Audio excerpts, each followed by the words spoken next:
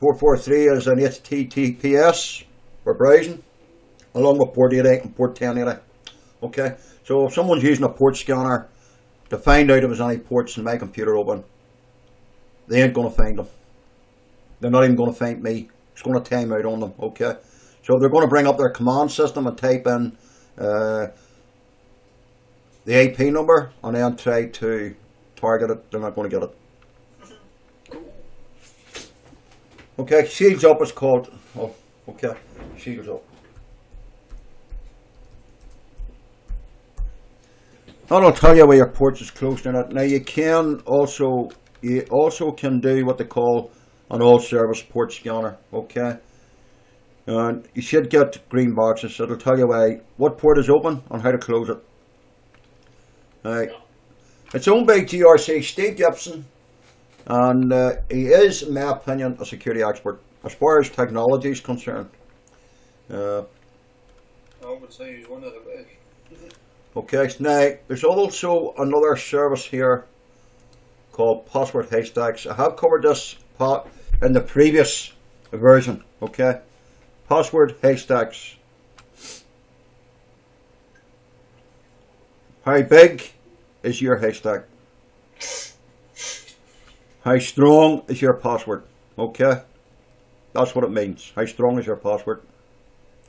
I heard Steve snickering in the background. So, this is a good place to check your passwords. Okay. That's right. If you have a password for Blog TV and it is this,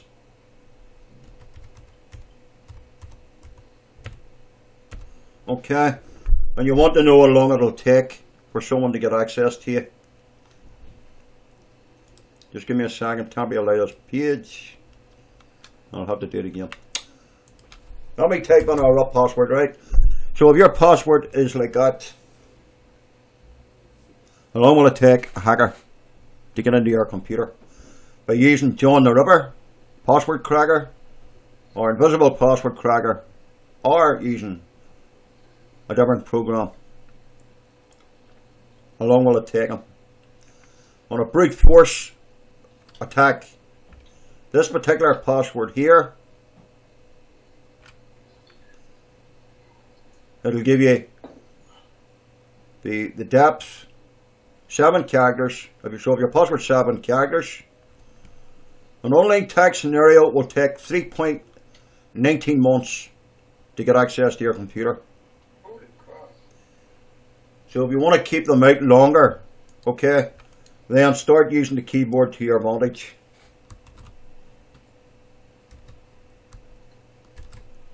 And just by doing that there, it brings it up to 1.65 centuries.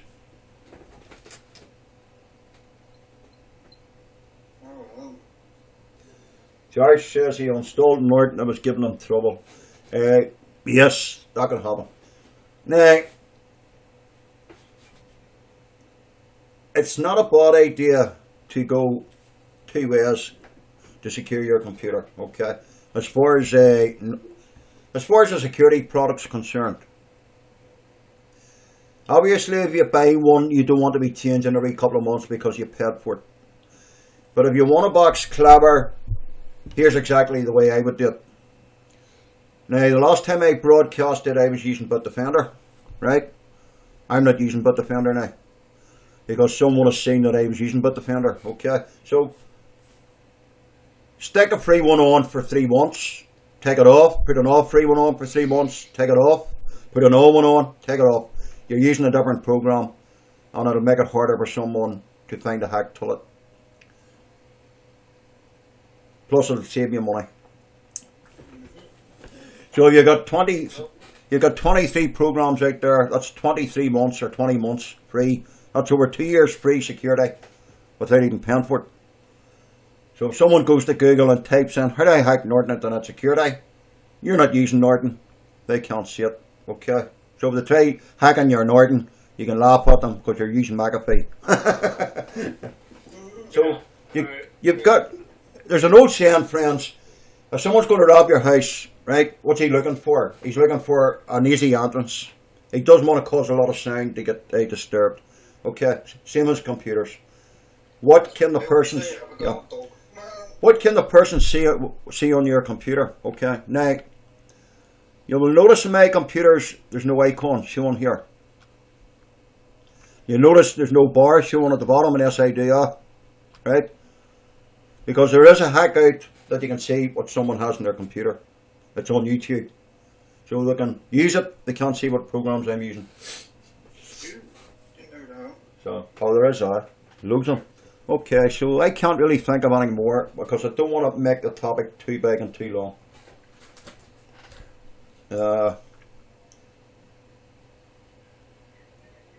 If you're using a laptop, keep it on a level surface. Don't put it on your knee, it'll overheat and slow your computer down. And also burn your leg.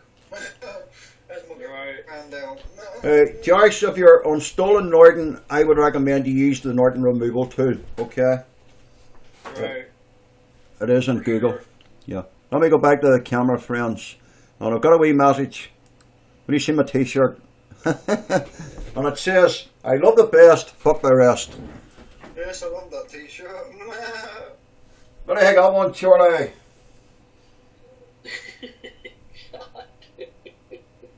I love the best, fuck the rest. Which one piece of stuff you did? Yeah, I told the wife about that when she just shook her head, walked upstairs. That's the last I saw of her. So The You answer text. bring Charlie on the Skype, Steve, would you? If he wants to come on. He's away. I didn't want to leave the wee man out, I forgot. Oh, here, one important thing for the video, and then I'll have to stop at cast and restart after we're finished. Friends, if you don't have an antivirus program on your computer, get one. In the meantime, do this. Go to Start, XP Vista 7, type in MRT, hit the Enter key or keyboard on your keyboard.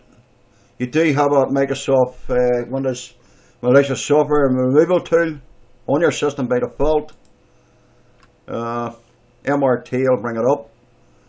Click Next. It will scan your computer, and you can also set it as a full scan, okay? And I think it's called Windows Bitdefender. Okay, a lot of people have it and they don't know they have it. MRT, go to Start, MRT, and that's it. Okay, so if anybody has been listening in, we appreciate it. And we'll be back on in 2 weeks' time. If you've missed anything, don't worry, you'll be able to see it. It's all being recorded. Tax and Steve, I'm going to hand it over to you because I can't think of anything else that I've missed out as far as how to speed up your computer. There is one software well, there's one part you did miss out, and that's how to update the drivers. And there's a software that I use, it's called Slimware Utilities. Right. Well, you can update your drivers a number of ways. You can go to your device manager and click Update Driver. Uncle Charlie's just signed into Skype. Right. Well, ask him, does he want to come on? Alright, now you're talking about that driver update, that's for Windows, right? Yeah, but Alright, so I think we got something, yeah we do, we have Windows wireless, well we have the wireless drivers, I don't know if that's what I need to, because I don't know about, I'm not wireless here, so, well I mean I am, I got Wi-Fi, but, does it automatically, which is quite good. but Yeah. but yeah, I just, I was going to make another, I said I was going to be quiet about. No, I want you to give. Things that I want to say about it. I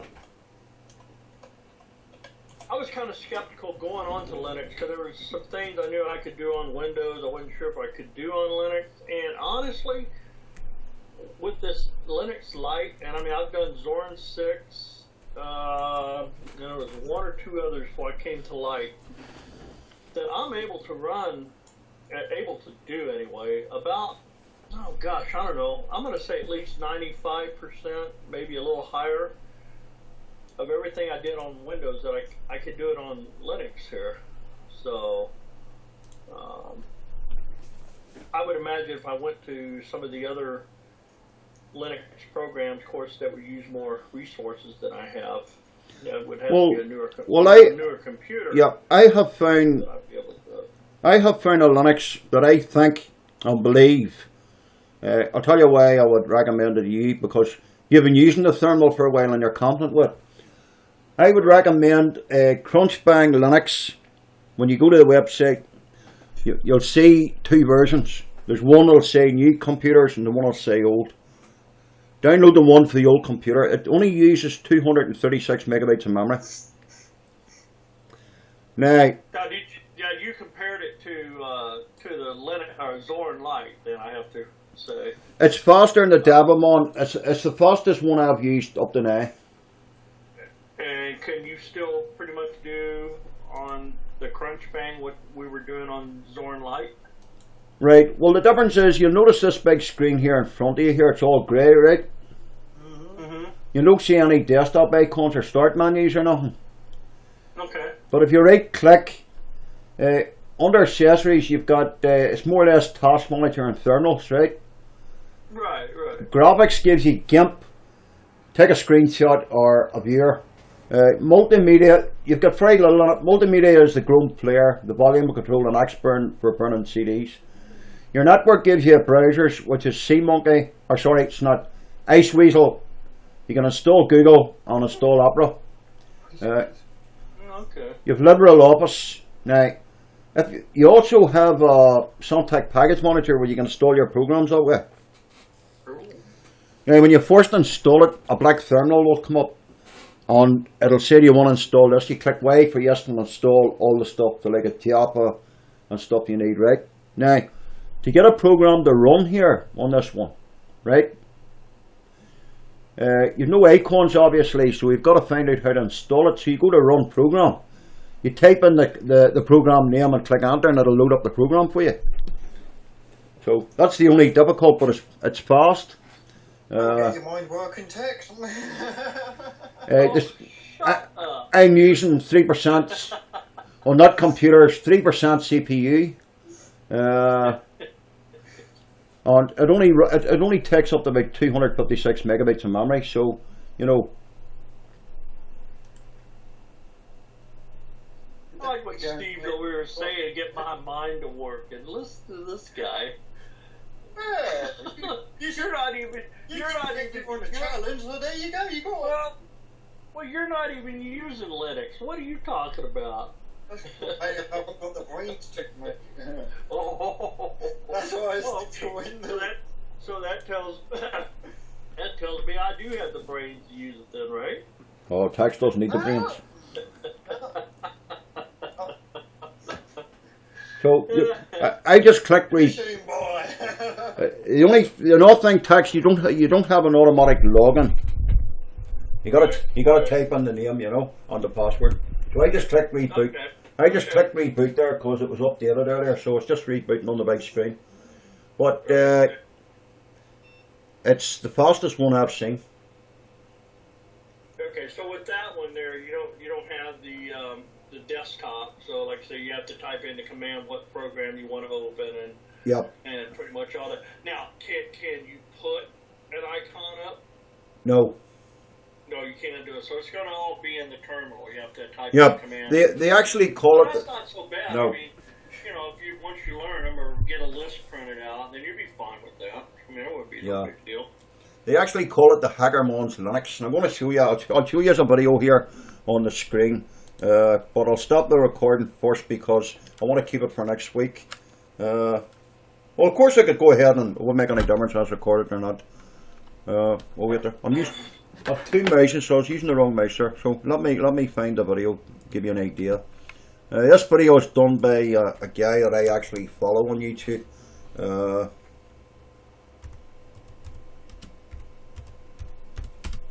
Let me find the video first. If you're watching the screen, it's at the start. I had a problem at the start. I let it go to the live CD, and that's what the problem was, installing it, because I didn't understand it properly. So whenever I got the option of when it starts up clicking down to install, it was actually easier. It was something as if you're installing Zorn, you know. Right. Crunchbang Linux.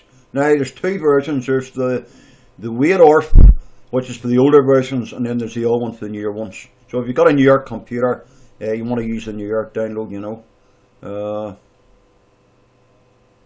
Crunchbang Linux. So I'll just load up the video. Let's see here. Now this guy calls himself Linux Spotry. Okay, so Linux Spotry, if you happen to see us on my YouTube video, I hope you don't mind, because I do follow you and I think you're one of the best that does Linux. So if I can give you a bit of PR at the same time, that's the whole idea. So if you happen to see us or somebody says PC Caremon's got your video on Linux, I hope you don't mind me using this. Now this guy, friends, is a Linux expert. He's actually better than me. Okay, so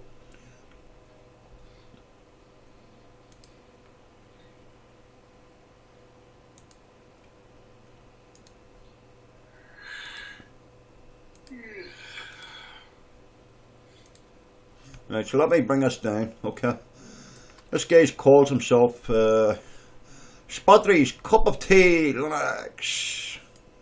Oh, right on. Whoa. Stop. Because I haven't got it lined up properly. Oh, for fuck's sake, come up, will you? I think the mouse is too quick. Spotry's Cup of Linux.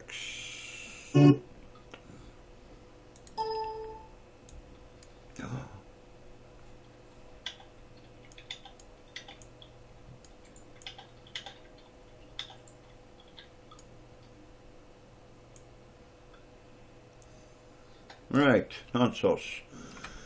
And I probably need a tick. I heard that. I seen your tax.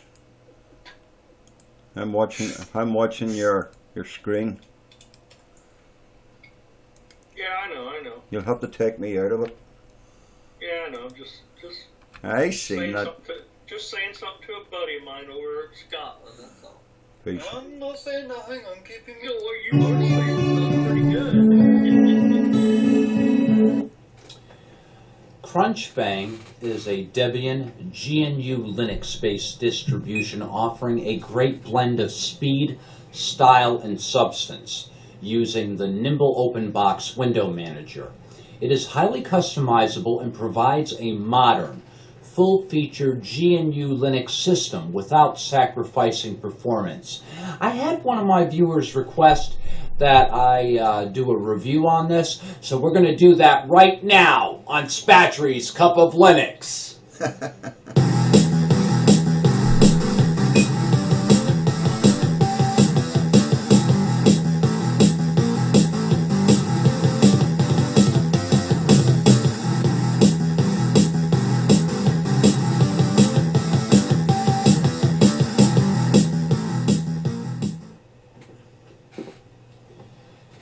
Okay, let's begin.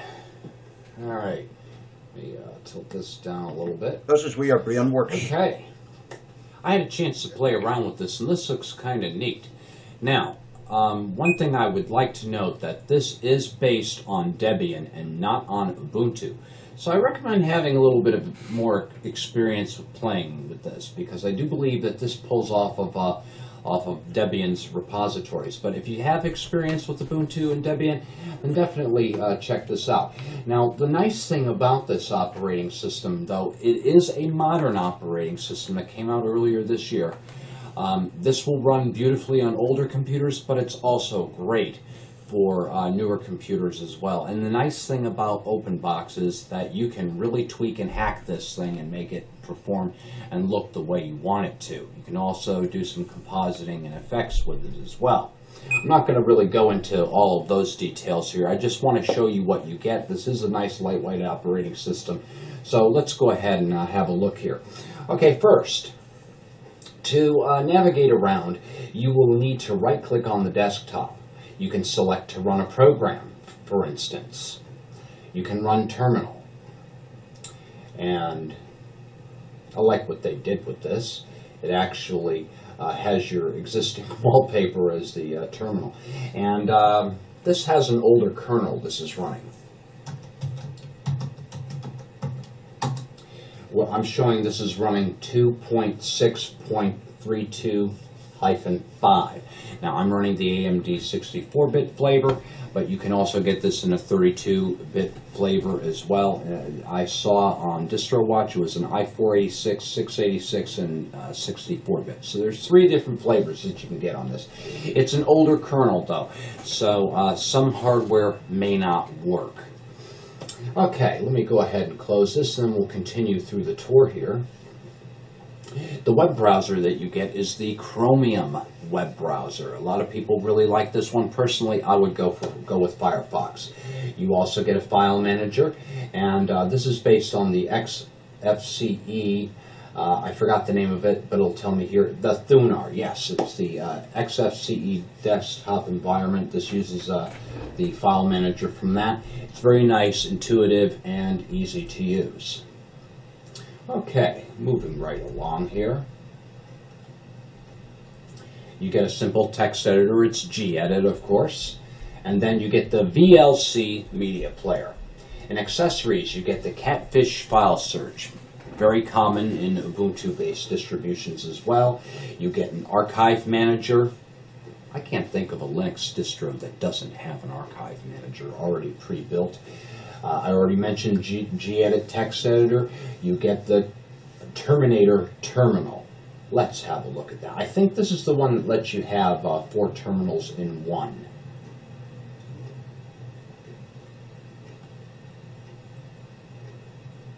Yeah, you can split terminals and that sort of thing. Kind of cool, especially if you're running several different commands and that sort of thing. You want to run one command in your top terminal, and it may take a while to run. Then you can run a second one in another terminal. Pretty nifty. Okay, yeah, we'll close those terminals. All right, let's see what else you get here in accessories. We already went over the Thunar file manager, but you can also run that as root. That way you can make changes to your system files. Just remember, Linux automatically assumes that you know what you're doing. With power comes responsibility, so be careful when you're playing as root, hey? Okay. All right, and then in graphics, you get the GIMP. That's right, all the power of Photoshop. You have that there. You've got the View Noir image viewer. You can take a screenshot, and I really like this. They actually created a menu for this. You can take that screenshot now in 5 seconds, in 10 seconds, a selected area. What if I wanted to take a screenshot in an hour?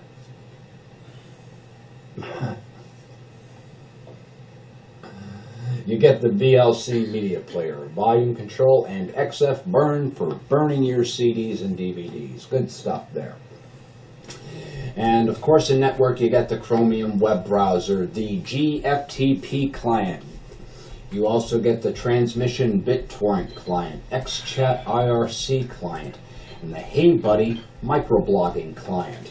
In Office, there's a link to openoffice.org, but it is not installed. But if you decide you don't really need it, you're just doing word processing and maybe editing a spreadsheet, it's here. You get the AbiWord word processor, my favorite word processor actually, and then you get the Numetric spreadsheet. You get a calculator and a PDF viewer. Not too bad. And the thing is, this file wasn't that large to download. I think it was under 400 megs, come to think of it. So not bad, not too shabby at all. Okay, and then it gives you a listing of your recent files, a quick way to get to all of the places.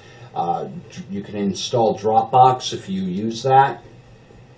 And then of course you can go into settings. You can enable the XComp manager. There is Conky configuration, so that you can go in and edit that. A D menu, GM run, OpenBox configuration, Terminator configuration, Tint to panel configuration, display settings, notifications, edit default applications, user interface settings, power management, screensaver, or choose wallpaper. In system, you can set up your printing support, and then of course Gparted, bar none, the best partition tool I have seen in Linux, and I use it all the time. Great tool. You can set up your GDM login, and then of course you have access to the Synaptic Package Manager. This is the only package manager that this comes with. So if you're using Ubuntu or its derivatives and you are already accustomed to the Synaptic Package Manager, this is the same thing. It doesn't have like a fancy schmancy software center. Cut and dry, find it and download it and install it. And then of course there are some help files to frequently asked questions, tips, scripts and tricks, theming guide, and then you have links to the Crunchbang homepage, wiki, forums, blog, and Planet, and then you also have OpenBox homepage documentation, frequently asked questions, getting started in the community portal. I have not tried OpenBox yet. I don't know why I haven't even bothered to do that. So, you know, I might actually take some time, if I ever find any free time, and actually have a look at this, and because I understand a lot of people like it, and just see what kind of things we can do with that. Then, of course, we can lock screen or exit. All in all, very nice, lightweight looking operating system, highly configurable, and something that would be really good to use on a netbook computer, or if you have an older computer. But then again, you know, if you just have a need for speed and you just want a lightweight operating system that is fast and snappy, Crunchbang Linux is the way to go. Okay, so Crunchbang Linux, okay, by Linux by Spotray, Linux Spotray. Check out his videos, he's on YouTube, because I do. Okay, so he recommends it. I wouldn't recommend it for anybody that hasn't used Linux before, unless you're prepared to learn. And I mean by learning, you do have to use the terminal. That not many people use the Windows command system, but if you want to learn that sort of thing, then by all means go for it. Simple to install. Now, is there somewhere they can go, or I could go when I do it, to download the commands so I can print them off? Well, if there's got to be some place to go, right? Yeah, if you type in Linux commands, you'll probably get a load of them. You know. Okay, Linux commands, then for the system I'm using. Okay. Okay. If you were to go here, you would see there's a Linux command directory, or you can use the A to Z bash command, same sort of thing. You know. Okay. Okay. I actually printed out Windows commands, Mac commands, and Linux commands just for to learn that wee bit more, you know. But I know if you type in the word time, it'll give you the time and all that there. And you can go into directories and all in Windows by learning the command too. Okay, but you have to, don't you have to type in the type of system you're using? I mean, well, let's see, let's... Or the other, you know, Zorn and all the others. I mean, well, you could probably type in. Don't know why it would come under Crunchbang. Let me see. I mean, what I guess what I'm getting at, are they all the same commands for everything across the board, or is it different for the different systems? Different for different systems. They're okay.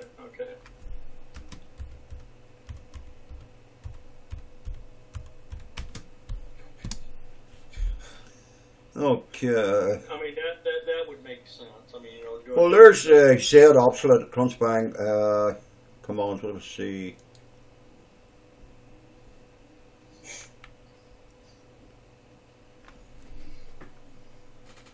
It doesn't really give you much in that there.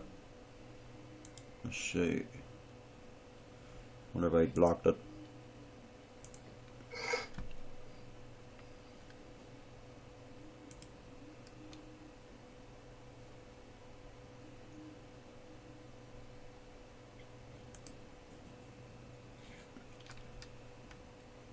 Well, that there would give you an idea. They would work on it.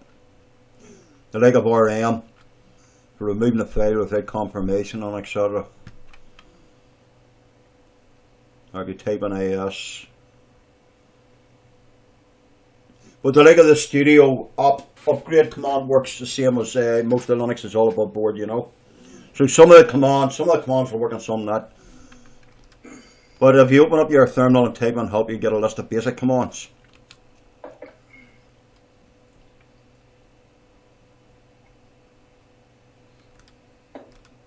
But I just printed up all the basic commands for Linux to try them out, basically. But the like of Crunchbag will start with Studio. And then the command for it, the like of upgrade /all. I would check for the upgrade.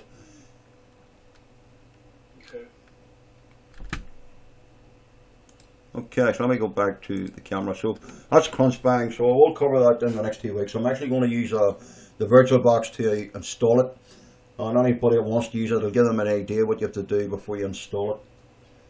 But otherwise, taxi, you'll have no problem with it because when it boots up, you just scroll down to install. It'll ask you, well, it's United States or UK or whatever, the same as it would on Zorin. It'll ask you for the host name. So it will come up saying host name is Crunchbang, but I prefer to change it because I don't want to broadcast what I'm actually have on the computer, you know.